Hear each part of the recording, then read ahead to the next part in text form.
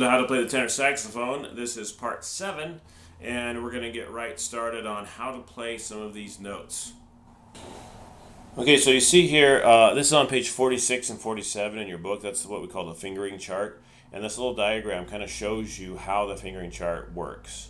So you look on here, you see your left index finger, middle finger, ring finger, and the buttons that you push. We talked about that in one of our last videos. And then it shows you what that means on this fingering chart, these three circles. And then your right finger down here on those three ones, we showed you where the right fingers go, and that shows you over here on what that means. So you'll have this line that separates your left fingers from your right fingers.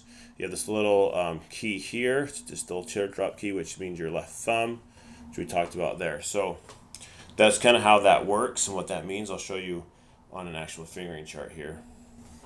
Okay, so look at this note right here. This is your E. It tells you at the top what the name of the note is, E. Shows you where it's at on the staff, in this case the fourth space. And then it shows you here what buttons to push, like I showed you on that other diagram.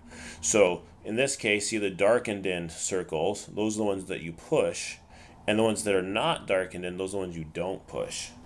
So in this case, it'd be your thumb on your left hand, your first, second, and third fingers on your left hand, and then your first and second fingers on your right hand.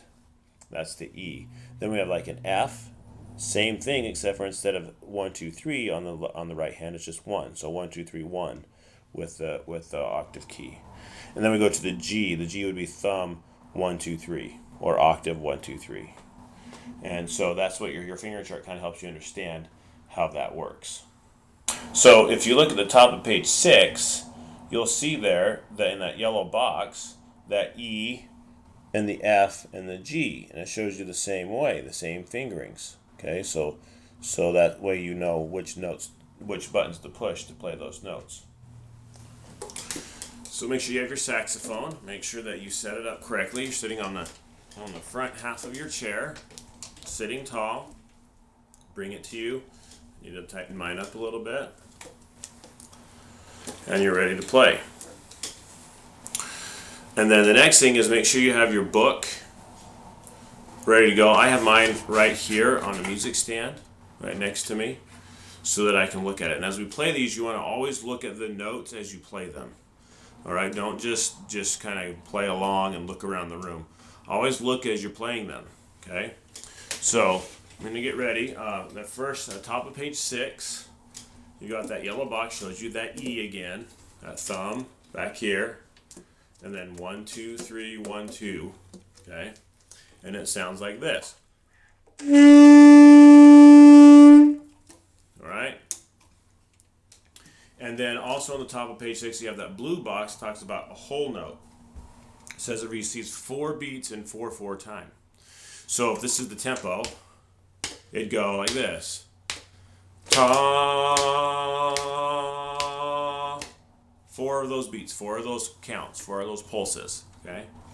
And then it also has a whole rest. Now, if a whole note means to play 4 counts of sound, a whole rest would just mean to play 4 counts of silence.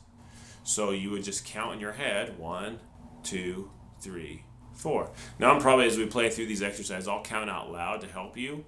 But when you're playing and when we're performing, I wouldn't count out loud. You just count it in your head. Okay? So we got the E, right? Thumb, 1, 2, 3, 1, 2.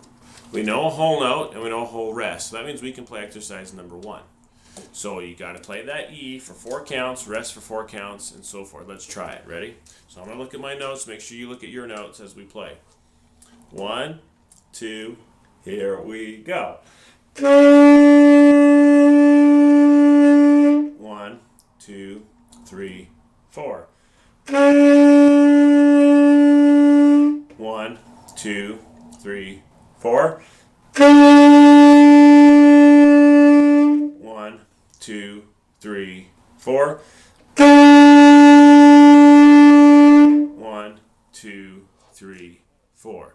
That's the end. That's the double bar line there at the end of that exercise. Now, as I'm counting and then trying to count and talk and play. For you, I would just keep that mouthpiece in your mouth the whole time, right? And then when you're resting, you're just going to rest, 2, 3, and then you're going to breathe through the sides of your mouth and then play. But you notice that kind of gets in the way of my talking, so I move it so that I can talk while I do that. So make sure you keep it in there. So we got that one, and then we got the F, right? Thumb 1, 2, 3, 1, 2, or 1, just 1. And it sounds like this. So it's just a little bit higher. If the note goes up on the staff a little bit, then it goes higher in pitch. So then we're going to look at number 2. Same thing. We already know whole notes and whole rests. So we're going to do number 2. Follow along on your notes. Make sure you know where we're at. And 1, 2, number 2. Here we go. 1, 2, 3, 4. 1, 2, 3, 4. 1, 2, and that's the end because there's a double bar line. So that one only had 3 notes and 3 rests, right? Just got to make sure you're following along with that. Number 3 is going to switch between those 2 notes. So you got your E, 1, 2, 3, 1, 2 with the octave key, and then your F, 1, 2, 3, 1 with the octave key. Okay, let's try those ones. 1, 2, number 3 starts with the E. 1, 2, switch your fingers. You ready? Go. 1, 2, same note, and go. 1, 2, switch your fingers to the E, and go. Okay, so notice as we're switching, I'm gonna have my fingers ready to go before I play. I'm not gonna try and play and push my buttons at the same time. You get your buttons set right where they're supposed to go, and then you get ready, and then you blow and play. And then in between, in that half note, or excuse me, in that whole rest, you're gonna switch your fingers and be ready to play the next note before you get there. And then you just blow and play it, okay? Number 4 has the G, which is just your thumb 1, 2, 3, and nothing on the right hand, okay? And it sounds like this. Okay, so it's a little bit higher. Let's try number 4. Watch those rests. It's called watch those rests because there's a trick in there. Make sure you're watching your notes and rests. You know where we're at. Ready? 1, 2, number 4. Here we go.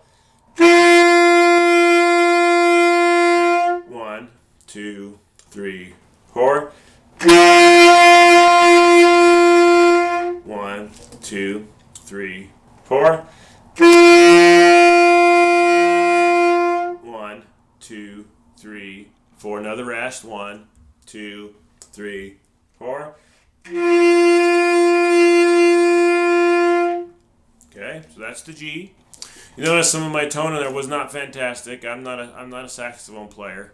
I do my best to kind of help you out with the beginning notes here, but you make sure you're working on making your tone way better than my tone. Number 5, we're going to play all 3 notes. 1 note, then a rest, then another note, and a rest, and so forth. So follow along on the notes. Make sure you're remembering the name of the note, where it's at on the staff, and what buttons you push. Just remember, it's only 3 notes. On these first 2 pages, there's only those 3 notes. That's it. So don't write in the notes. Just remember and work on remembering that, okay? Number 5 starts with the E. 1, 2, oh, hold on. You guys, this neck strap likes to slide down. 1, 2, here we go.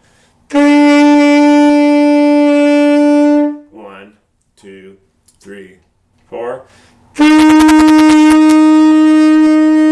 1, 2, 3, 4. 1, 2, 3, 4. 1, 2, 3, 4. And that's the end of that one. And number 6, we have 2 notes right in a row. So there's no rest in between them. So you have to play 8 whole counts without breathing. Now, how do you make the 2 different notes? Well, we've done that lots of times. We've done that sound. So the first note on number 6 is a G. It sounds like this. So you play 2 of them. Play 4 counts, then another 4 counts. Remember, don't stop blowing air. It's like this. You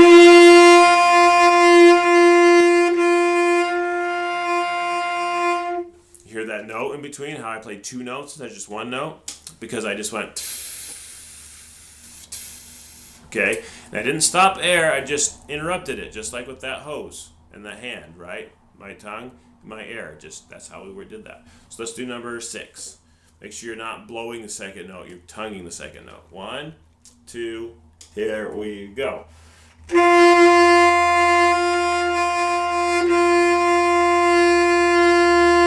1, 2, switch your fingers, go.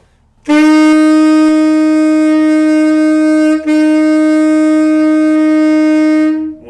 2, switch for the last notes, go.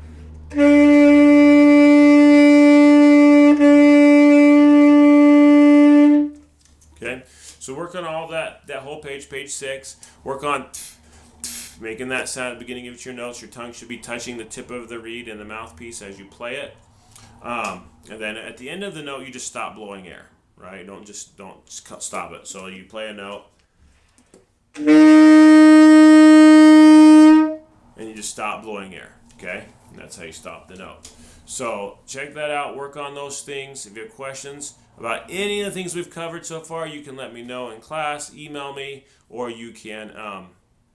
You're more than welcome to put a comment in a comment here on this video, and I'll get back to you, and we'll just help you out, and we'll just keep working. It just takes time and practice, and we'll work on it together. So see you on the next video. We'll finish up this beginning little phase here, and we'll hopefully set you on your way to playing your tenor saxophone.